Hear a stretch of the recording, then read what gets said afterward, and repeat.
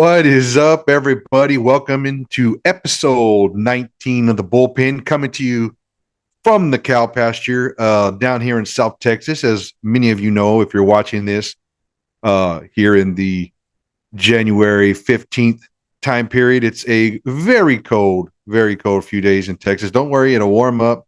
We're going to be fine. ERCOT, don't let me down. And if you're from Texas, you know what I'm talking about. But one thing about the bullpen and the cow pasture here is we don't let a little cold weather stop us. We don't let a little brisk air slow us down. We're not going to reschedule from our traditional outdoor stadium and move it into an indoor stadium because we're scared of a little cold weather. Looking at you, Buffalo. If you build an outdoor stadium, or i.e. a podcast in a cow pasture, you got to suck it up. I mean, you have to do what you have to do to make your content. And if you don't want to do it, don't. Just don't do it at all. Don't waste none of our time. So here in the bullpen, we ain't gonna waste no one's time. We're not gonna reschedule.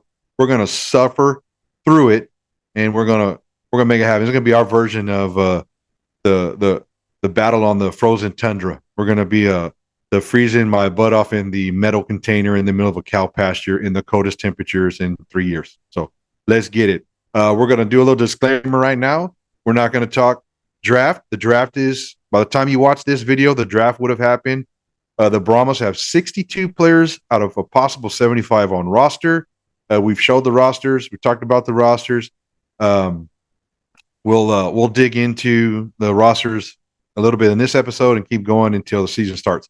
What we're going to do this time is we'll talk about a couple positions groups, but then we'll do an episode just about the draft, about the 13 players. So there's 62 players, 75 total. We'll talk about the 13 that get drafted during this dispersal draft, the final draft, before we start doing roster cuts. And what we're going to do in this episode is talk a little coaching positions. We're going to talk a little little O-line. We're going to talk some DB. We're going to talk some wide receiver, and just kind of go what we think we're going to see when the season starts, and just kind of do some breakdown.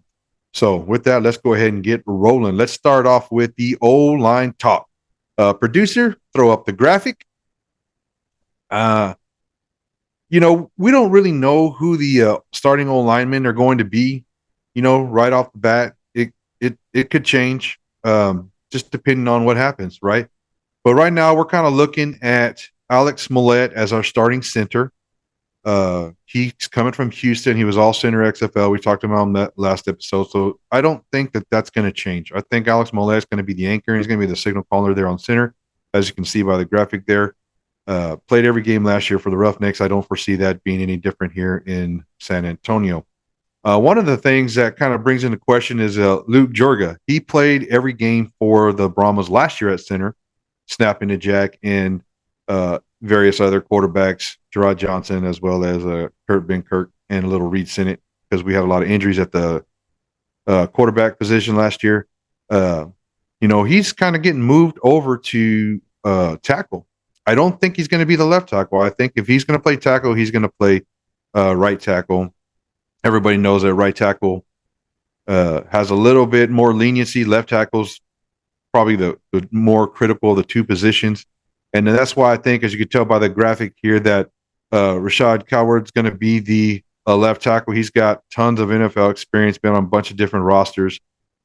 He's, in my opinion, going to be our best lineman. So what do? You put your best lineman down there at the left tackle position and see what he can do, right? Then it kind of gets a little iffy. We have a guy that we picked up, Joe Correll. Probably hasn't been focused on very much. He played for the Squad City Storm Rollers. What a name, right? What is a storm roller anyway? Is it like a asphalt roller? Is it a steam roller? What are we talking about? But it's a storm roller. These guys roll storms up there in the Quad City. But he started for 2 years, played center. He also played a little tight end up there. He's 6'4", 325 pounds. A story that I read on the Quad City Steamroller said he was, a true mainstay on the O-line. That's the word they use, mainstay. To me, that sounds like he started a lot of games. Sound like he's the anchor in the offensive line. So we're kind of looking at him to help solidify our O-line. We got a bunch of O-linemen on the roster. These are just my predictions based upon past experience and positions they were drafted and whether or not they were protected and all that stuff. We'll see who the Brahmas pick up in the upcoming draft. Here on the Brahma Bullpen, we have a personal liking to Chidi Okiki. And he played left tackle for the Brahmas. I think if he comes back, we could put him right at right tackle. Man, he'd be right at home. He's got all the skills we need up there.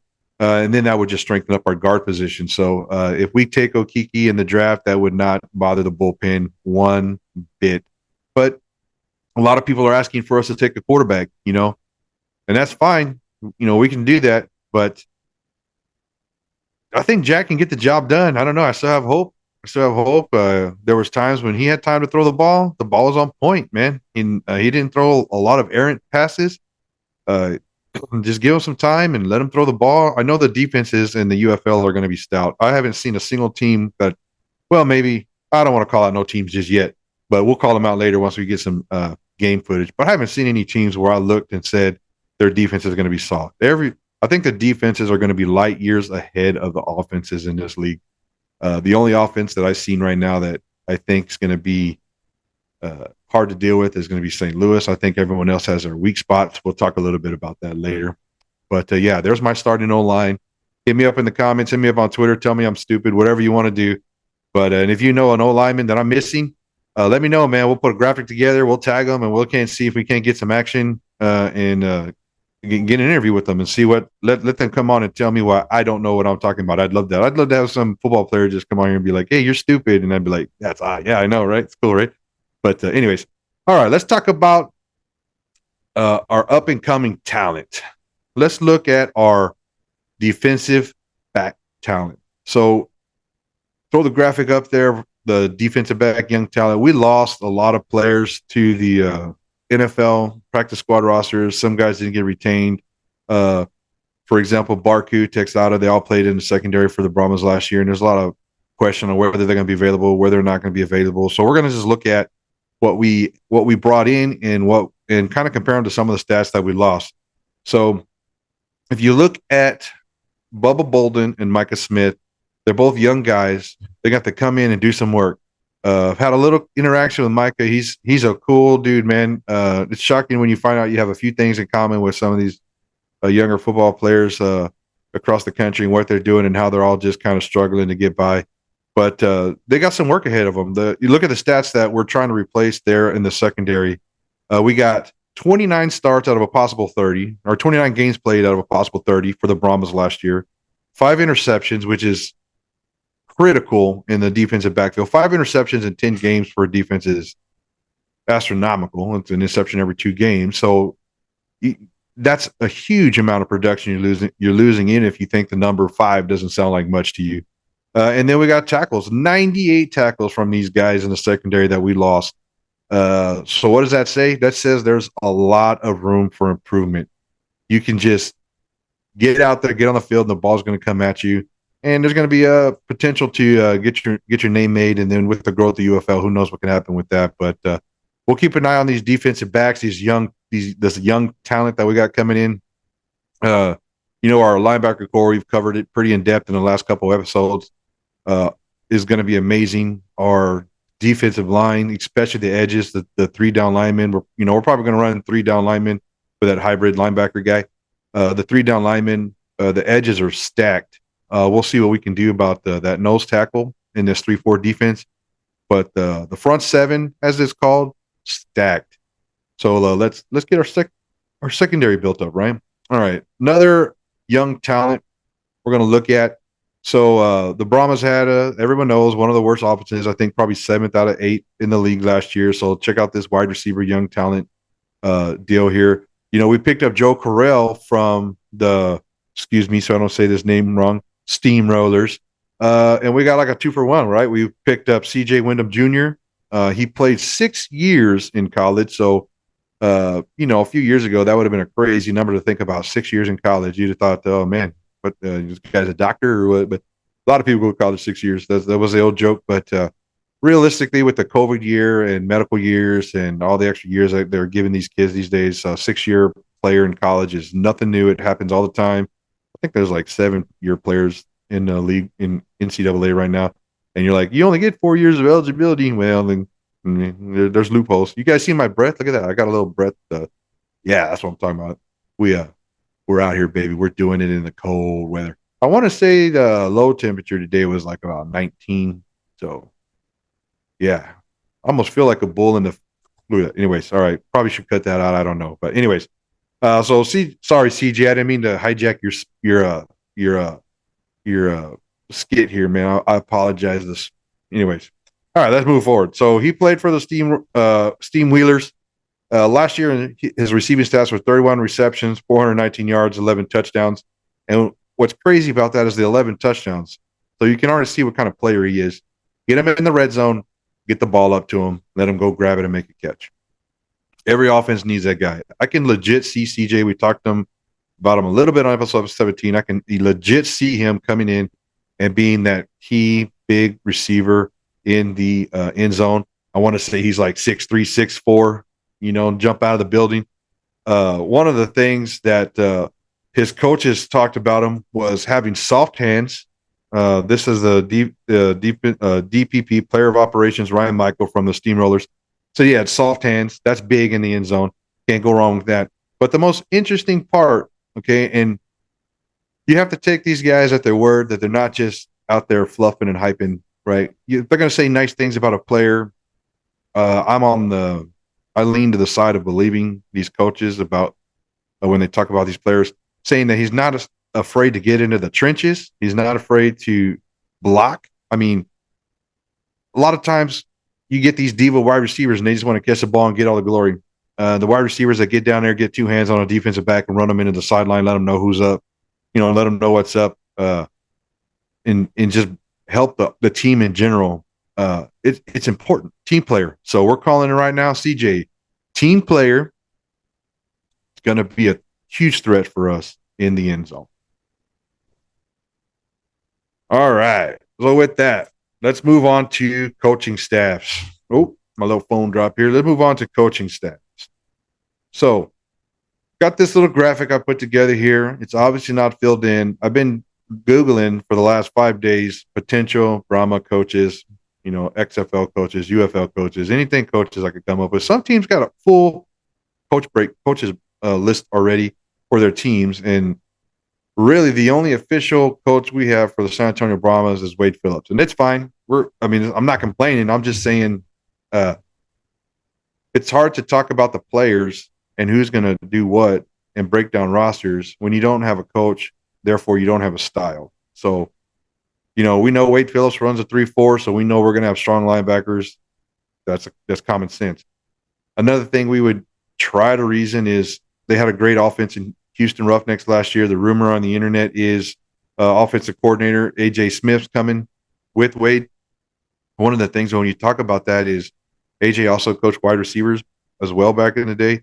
So when you're looking at the limitations in coaching staff members compared to the UFL from the XFL, you're going to see a lot of these coaches get doubled up. So my prediction is AJ is going to be the offensive coordinator and wide receivers coach. So 2-for-1 deal, right? And why not? Then you start looking at defensive coordinators. Well, Brian Stewart, the defensive coordinator, was with Houston last year. He has a lengthy relationship with Wade Phillips, and he was also a defensive back coach for a long time with Wade Phillips and his defensive coordinator in Houston with Wade Phillips. If I was going to go bet $5, I would bet he's coming with Coach Wade Phillips again, and I would think he's going to be our DC, and I think he's going to coach defensive backs. So those are my only two predictions. Now I have what I consider like a wishful thinking, right? Let's go wishful thinking.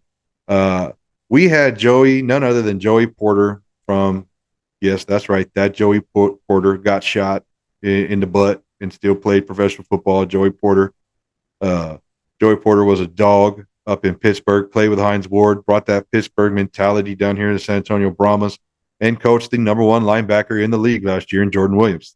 Joey Porter, I would put out on a wish list that I would want Joey Porter to come back and coach linebackers. He did something right. And the man knows how to play linebacker. Won a Super Bowl, was one of the best linebackers in the leagues for a decade. And he's got that mentality and he's ruthless. So let's go, man. that son of bum, if you see this or someone, Joey Porter, give him an interview. What could it hurt? You know, he might tackle you and press you out. I don't know, but that's what we need as a linebacker, right? Don't we want mean linebackers? All right. So there's a little bit of player breakdown. Like I said, we're looking for draft news to come out. We're going to be watching for that. The last little thing we're going to look at here is our flipping my notes. Excuse me. That's right. I use notes. I try not to use notes, but everyone else tells me they use notes. So, but all right. So we got this little power ranking. So here at the United Football Media Group, sorry if I didn't mention that already. The Brahma Bullpen is part of the United Football Media Group, the spot for UFL content. I'm pretty sure we got every team covered with our own team-specific podcast plus a league-specific podcast. Some guys are solo, some guys are duos. Go check us out. If you're looking for content on your team specific to who you're rooting for, or if you're trying to figure out who to root for, go watch some of the episodes, get some roster breakdown. These guys got tons of cool graphics, and they're always talking to players and doing interviews. We just dropped a player interview for one of the defensive backs for the Houston Roughnecks. My man Ace just did that. Great interview. So anyways, this is our little pre-draft rankings. We did one pre-supplemental draft where it was just we were ranking the players that the teams retained, and then we did one where now we did that little secret draft where they did behind closed doors, didn't let no one talk about it type draft. So the Brahmas were at 8. Disrespectful. But post first draft, phase 1 they were calling it, the Brahmas jumped up to 6. So we're going to break this down a little bit. Birmingham was pretty much the unanimous number 1 in both drafts. UFM guys and fans, and we've all been kind of talking, they're a little short on running back. So watch for the Birmingham Stallions to look for a running back in the draft. And like I said, we'll cover that when it comes out. St. Louis is number 2. We all know St. Louis doesn't have a quarterback, but they're literally stacked everywhere else. If AJ comes back, they're going to be pretty dangerous. Or even if they grab someone that's a serviceable quarterback, that's almost an all-star team for spring football on offense at this point. But then we got Houston. They also have quarterback issues. So there's Brandon Silvers and Quentin Normandy out there. You know, looking. Those 2 guys might land up over there. We'll see what happens. Memphis needs some defensive line help. One of the names I've been people have been praying for up there is Boogie. You know, Boogie signed with the Brahmas, and then when Hines Ward was the coach, but when Phillips took over, he wasn't protected and got released, so he'll be available in this draft. I would love to see Boogie drafted back here at San Antonio Brahmas, just for the fact that he's a superstar on TV, and he's a really cool guy. The little interactions I've got to have with him, he's a great dude, and he's a great D lineman. One of the best in the USFL last year, one of the best on a championship contention team last year up there in Pittsburgh, the Maulers. So let's go with that. Come on, Boogie. We'll take you to San Antonio. Let's go. Then we got the DC. They're another team, no quarterback. It's funny how all these guys whine about the Brahmas needing a quarterback, and then you got St. Louis, Houston, DC, all basically saying we need quarterbacks. Well, yeah, man, who doesn't? But I'm rolling with my boy Jack, and we'll just leave it at that. We'll see what happens, but I truly think Jack can be our guy. So that brings us down to San Antonio, and there we are.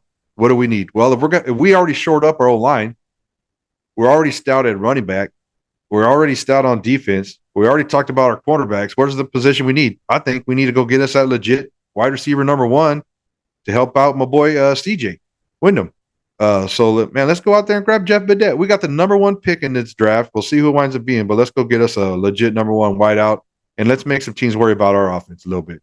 Then we got Arlington. They're looking for some defensive line edge help. There's a ton of those guys out there right now. We'll see who they wind up picking up. Then last but not least, Michigan. They're looking for O-line help. And I would love to see Chidi wind up in Michigan if he doesn't wind up at the Brahmas, and just let that man continue his passion, continue his career. And he's great. I'm still shocked that he's not on the Brahmas roster, but hey, man, it is what it is. We did what we could do. We're going to pull for Chidi to get a spot here in the league. And with that, we're going to go ahead and call our time up. Remember, watch the UFM. Like, share, subscribe. Watch the UFM on YouTube. We got our channel there. We got team-specific content. We will be doing some draft content like most other spring football media groups. So with that, everybody, remember, horns forward. Let's go Brahmas.